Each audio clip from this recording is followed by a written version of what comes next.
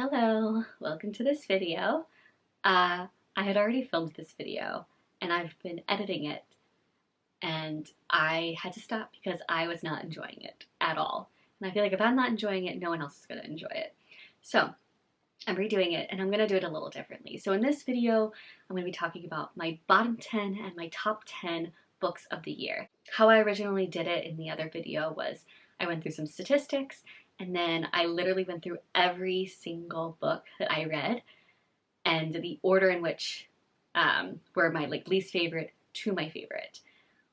All 89 of them. Looking back on it, I'm like, no. So I think instead what I'm gonna do is I'm just gonna tell you my bottom 10 books and my top 10 books. I also don't have the physical copies of some of them because I've already, especially for my bottom 10, I've already gotten rid of them. So I think I'm just going to stick with showing pictures for all of them. I don't feel like going through all my shelves and finding all these books again. But I do have a picture of every single book that I read on a book. I put them all on a bookshelf. And they're in the order of my least favorite to my favorite. So you can just pause your screen and take a look at that if you're really interested in knowing all the books I read and where they are ranked within my liking. But let's just get started. So we're starting with my bottom 10. So at number 10, I have Loser by Jerry Spinelli. This just was bad. I read this for a vlog, which by the way, any of these books that are part of vlogs, I will just list those or link those vlogs down below. So you can get more of my thoughts within those videos on any of these books, but I do have a vlog. This one was from the 31 Books in 31 Days vlog that I did. Yeah, this one just was bad. I can't remember why I hated it. It's been a while since I've read it. But I do remember it being about this kid who's a bully to this other kid, and then by the end they're friends. Hi, Editing Ellen here. And I am describing a completely different book. This is not what Loser is about. I read two Jerry Spinelli books in the year 2022, and so I got them mixed up. I was explaining Crash. But Loser, I really don't remember anything of what it's about. But this was a book that I had read in my childhood and I loved. Like, Jerry Spinelli was probably my favorite author when I was a kid, along with Margaret Peterson Haddix. But when I reread Loser, it was one of those things where I was like, I have not read Loser since elementary school. And it was not good. As you can tell, I clearly don't remember it. So it's not a very memorable story. But that is about it for Loser. Let's go on to the next book. At number 9, I have The Duke and I by Julia Quinn. This is the first book in the Bridgerton series. I believe this is my least favorite within the Bridgerton series. A lot of the men in the Bridgerton series really have anger management issues and need to get over themselves. But yeah, this one also has a rape scene, which is within the TV show as well. But like, it's way worse in the book. I still love the TV show, but I am not really a fan of any of the books. I'm still gonna read them for some reason. I'm about to read the 5th one soon. But yeah, it's just a meh book. At number 8, I have Duke Actually. This was also just really bad. It was a Christmas romance that I read for my Christmas romance book vlog. The writing was really bad. A lot of things logistically didn't make sense. And yeah, the romance just, I wasn't there for it. It didn't make me feel anything. At number 7, I have Certain Dark Things by Silvia Moreno Garcia. I am still convinced that there is a Silvia Moreno Garcia book out there that is going to be 5 stars for me. This one just was not it. It was very weird. It was pitched as horror and it's in the horror section of the store. But there is no horror in this book at all. Like, I don't understand where the horror is coming from, but it's got vampires. Like, literally, I can't explain to you what the plot is because I don't even remember if there was a plot. I just remember there was a vampire who was on the run. And she meets this guy who's human and they end up, like, I guess falling in love? I don't know. But it was boring. It was so boring. At number 6, I have my first DNF of this year, which is The Library Book by Susan Orlean. I was very interested in the topic, but the writing style, I could not do it. I really couldn't do it. And I made it, I want to say like 100 something pages into the book, because I never DNF a book before 100 pages. Like, I always like to give the book at least 100 pages before I definitively say no to it. But within like the first like 100 pages, we still had not gotten to the whole reason for me picking up the book. It was about this fire at this Los Angeles library that happened, I think it was in the 80s or the 70s, 90s? I can't remember at all, because they never really talked about the fire. They talked about it within the first chapter, and then they just moved on to how libraries work, and just spent so many pages just talking about how libraries work. And I was like, this is so pointless. And the writing style was so, like, flourishy. That's the only word I can use to describe it. But it was just like too much for me. I could not handle the writing style of this book, so I had to DNF it. At number 5, I have The Holiday Trap by Roan Parrish. This was also a DNF, which is within that Christmas romance vlog. And ugh, it's not good. It's one of those things where it's like, I was enjoying the romance aspect of it, but again, I just could not stand the writing. It was too cheesy and over the top. This book, like, should have had everything that I wanted in a book, because it's the holiday, but with a gay and a lesbian switching houses and finding romance in their separate houses, like the holiday. But the writing was just too over the top, too cheesy, and a lot of the characters were really annoying and making dumb decisions and thinking dumb things that I just couldn't continue doing it anymore. At number 4, I have My Policeman, which is another DNF. This one I definitely made it, I think, to like page 150 or something, and I could not care about any of these characters or anything that was happening. It was so boring.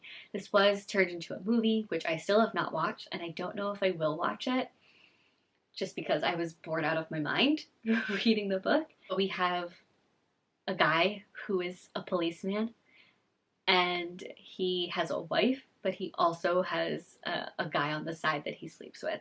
And the first part of the book was from the wife's perspective. The second part of the book was from the, like, mistress, even though he's not a mistress. He's a, what's the male term for mistress? I don't know, side piece? We have the second part, which is from the side piece's point of view, and then after that, I was like, I can't. So I don't know who we were, maybe it was the cop or the policeman that we got the perspective of for the third act, but I was not liking this book at all. At number 3, I have my last DNF, which is surprising that the last 2 books were not DNFs. But it is called Don't Cry. What is it called? Don't Cry for Me by Daniel Black. Sorry, I'm looking at my little picture. Yeah, this book was just making me angry. This is a story about a father and a son. The son is gay and the father does not approve of it. But we are being told the story through letters from the father years after, trying to apologize for his actions and kind of like explaining why he did it, why he like turned him away, and now like he's like, but I want you back. It was just like everything that this man was writing was just making me so mad. It's like, I don't care why you did what you did. You did it.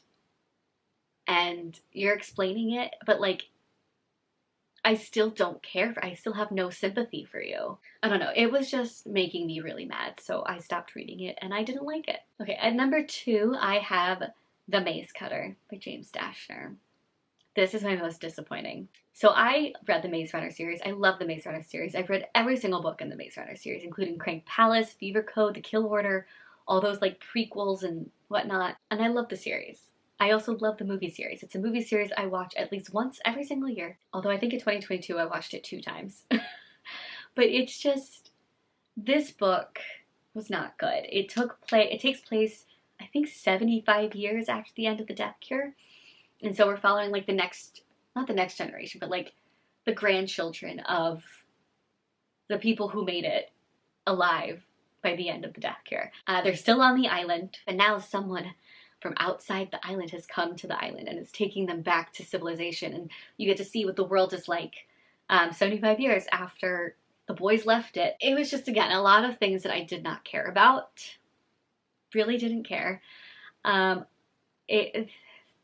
So many things were just happening that I was just like, what is going on? Yeah, I was not into the writing or like the way that this book was written. I don't know. We had like so many different perspectives from so many different people, and it was just confusing, if I'm being honest. A real big letdown. I'm very upset about it. And then my number one least favorite book of the year is On Swallowing Sun, or On Sun Swallowing.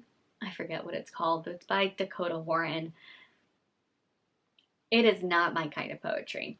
Poetry is one of those things, it's very subjective, and it's also a very personal thing for the person writing the poetry, which I'm not trying to like deny her thoughts and feelings and emotions that she puts into her poetry, because I think what she wrote about, it was hard to tell, sorry. The things she wrote about I think were pretty much about like eating disorders and body dysmorphia and stuff like that. So I'm not trying to diss her for that, but this just really is not my kind of poetry. There was like a whole page where it was just the same line over and over and over again. And I'm like, what is the point? Like, what is the point?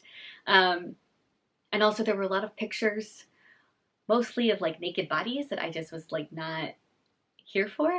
Yeah, I didn't really like any of the photographs. And it's not just because that they were naked bodies, but it was like some of them were like blurred and it was like trying to be artsy. And I was like, no.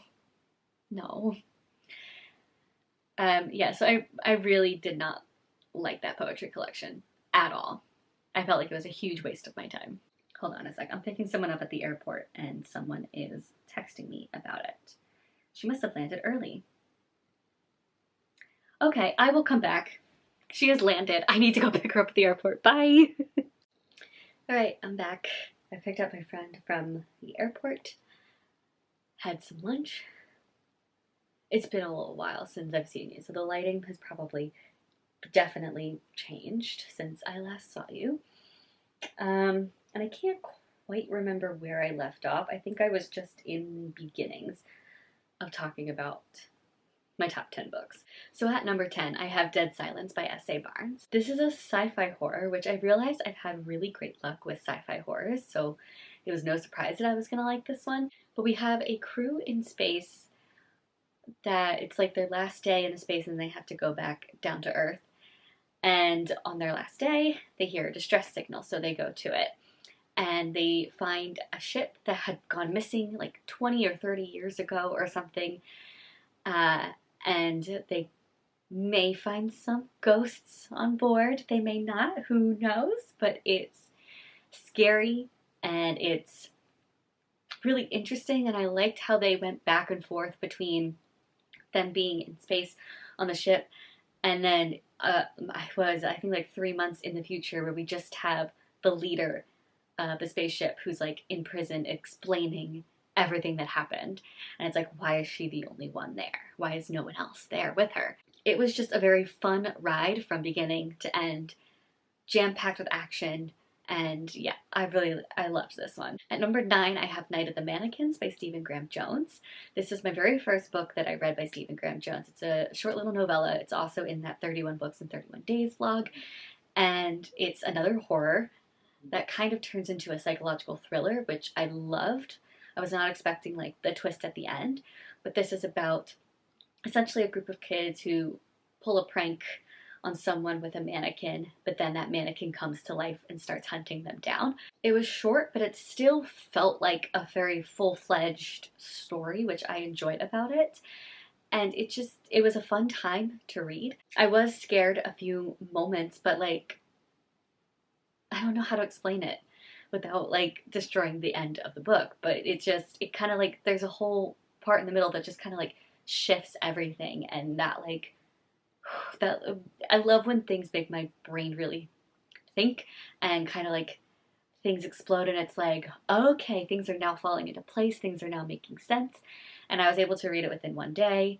basically in one sitting. I definitely want to check out more by this author because I enjoyed his writing style as well. At number 8, I have Nick and Charlie by Alice Oseman. This was also in that 31 Books in 31 Days vlog. Anything with Nick and Charlie or the Heartstopper universe is going to be a 5-star for me. I have yet to give anything within the Heartstopper universe less than 5 stars. So this one was really great. This follows, it's Nick's like final day in high school and he's going off to college, and Charlie still has a whole nother year of high school left, and it's just about like, can they handle long distance? One of them's like struggling with the whole long distance thing. So it was really sweet, and I don't know how to explain it. There's something about the Heartstopper universe that just like gives me the warm fuzzies in my heart. And I would die for these two characters, for sure. At number 7, I have Mad and Bad by Bea Koch. This is a nonfiction about all of like the real life women who did badass things within the Regency era. And we have a bunch of different like eclectic group of women, but we even have women that were open with their wives. Like they actually had wives in this time period. And then we have someone who was like actually discovered stars and comets. We had someone who's, you know, in the who like did great advancements with like nursing and doctoring and anything medical, yeah, within the medical field, kind of helped out with. So we had a bunch of, those are just some examples, but we have so many different women that we talk about in this book. I think this book did what it set out to do. And I think everything was organized well and was explained well.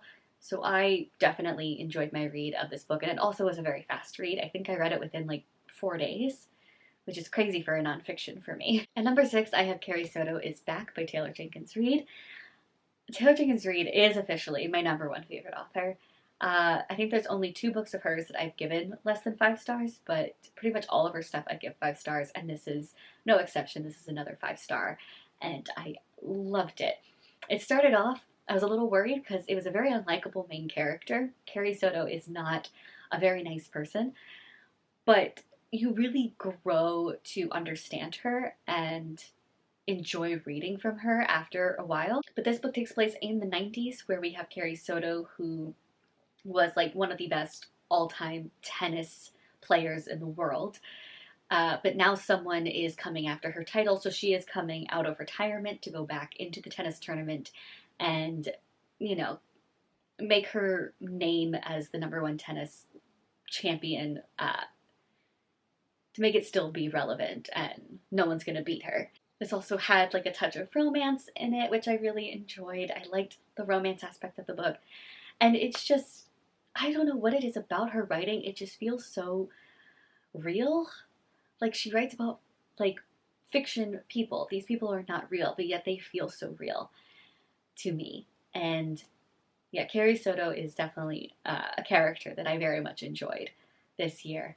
And again, I will continue to always read Taylor Jenkins Reid. There's nothing like she can't write that I won't like. At number 5, I have Book Lovers by Emily Henry, another author who I will just always read their stuff and devour it and enjoy it. I did also read People We Meet on Vacation this year, but that was a little lower on my list. I think I gave that one 4 stars. Did not like it as much as Book Lovers, but Book Lovers I loved. We have a literary agent and a book editor, enemies to lovers romance. And I love witty banter, and Emily Henry does a great job with witty banter. And I love the whole like small town vibe that was within this book. And it also is just about like these 2 people who love books, and I love books. So it's just a recipe made for me, and I'm so excited for her new book in, what is it, April or May that it's coming out. And number 4, I have Mouse Volume 1. I forget what the title of that one is, but it's by Art Spiegelman. And I really enjoyed this graphic novel series. The first one was my favorite within the series, which is why I'm just referencing that one. But really just read, there's 2 of them, so just read both. It's absolutely incredible and heart-wrenching. But this is a nonfiction book told in graphic novel format. But this is about Art Spiegelman's dad. I forget the dad's name, but he was a Jew in the time of World War II, and it's about his story during the Holocaust and his survival of the Holocaust. And it's very hard to read sometimes, especially when it's in graphic novel format and you can see the pictures of the drawings of the things that happened and just how terrible it was, that time period. Like, I think it was this one, something that I saw within this book literally made me cry, and I had to close it and just step away for a while because I was like, I did not know that that happened. And it's a tough read, so please take your time with it, but it is absolutely powerful. And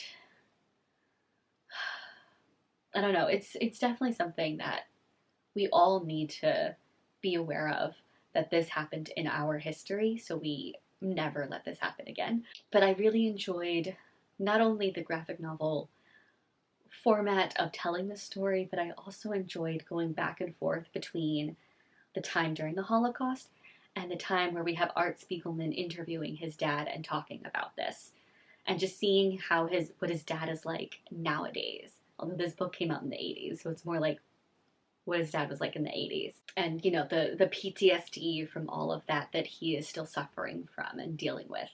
So, yeah, it's a very powerful book. I highly recommend it. And number 3, I have another powerful book, and that is Tuesdays with Morrie by Mitch Albom. This is a book that I actually did a vlog for that still hasn't come out.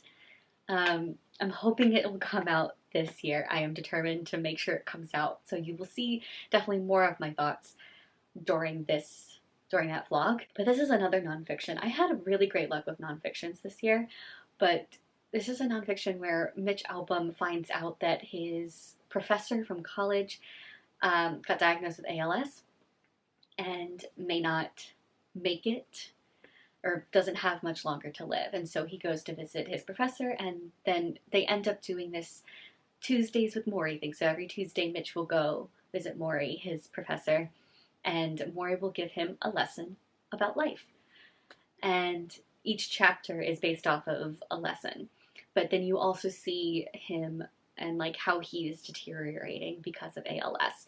Like physically he's deteriorating, but his mind is still like very positive. And it's really beautiful to see. But of course this book made me cry. Again, you will see it in the vlog. But it had a huge impact on my life still to this day, but especially at the time that I read it, because I read it at such a perfect time, which again will be explained in the vlog once it is up. Maybe once I have it up, I'll see if I can come back to this video and link it down below, but it might be another like 2 or 3 months until that vlog comes out. But this is just another very powerful, inspiring message of a book. At number 2, I have Will My Cat Eat My Eyeballs by Caitlin Doughty. This was also in that 31 books within 31 days vlog. And I don't know why I loved this as much as I did, but I did, and I do. But this is essentially just a bunch of questions that kids asked Caitlin, who is a mortician, and she answers them. One of the questions, as an example, is, will my cat eat my eyeballs? Yeah, some of them are funny like that, but some of them actually are like genuine in a sense of like, I never thought about that. What does happen if someone dies and like this happens, or, you know, whatever the question is. And I loved how Caitlin answered it very like seriously and like actually gave great information and made it easy to understand, not just for kids, but also for adults. Like we all can just appreciate and enjoy and understand. And it definitely like opened my eyes to death and what it's all about, and how, you know, we shouldn't really have this huge stigma around death. Actually, I am reading another nonfiction book about death. I have a couple of nonfiction books about death that I own, probably because of this one. And now I just want to read all of them because it can be fascinating. Anyway, definitely enjoyed this book a lot. And then my number 1 book of the year is Heartstopper Volume 4. This was also the very first book that I read in the year 2022. The very first book. And nothing was able to beat it throughout the entire year. I think I gave this out of 10 a 9.57. There's just something about this series, and I do really enjoy the television show as well. I think that television show is definitely in my like top 3 favorite TV shows of the year. I have not done a top 10 for the TV shows, but if I did, Heartstopper might even be number 1 there as well. If not, it's definitely in my top 3. But there's just something about the Heartstopper stories that make me feel all warm and fuzzy. And it's just one of the most wholesome romances I've ever read. But it's a graphic novel. I feel like everyone knows about Heartstopper at this point, but it's a graphic novel about Nick and Charlie. And in this one, I believe we do follow a little bit more of like the mental health issues with Charlie. So we do have some serious stuff. And then obviously, of course, we have the added of Nick's brother and dad who are not very understanding of Nick and his boyfriend, and not very loving about it. So it definitely has a lot more harder things and harder topics within this volume, but it still manages to be so genuine and wholesome. But that is it for this video. I also did the same thing with my movies, so I will put a link down below so you can see my movies, my top 10, my bottom 10, all that good stuff. And that will be it for this video. Thank you for coming to the Cool Library, and I will see you guys later with more videos. Bye!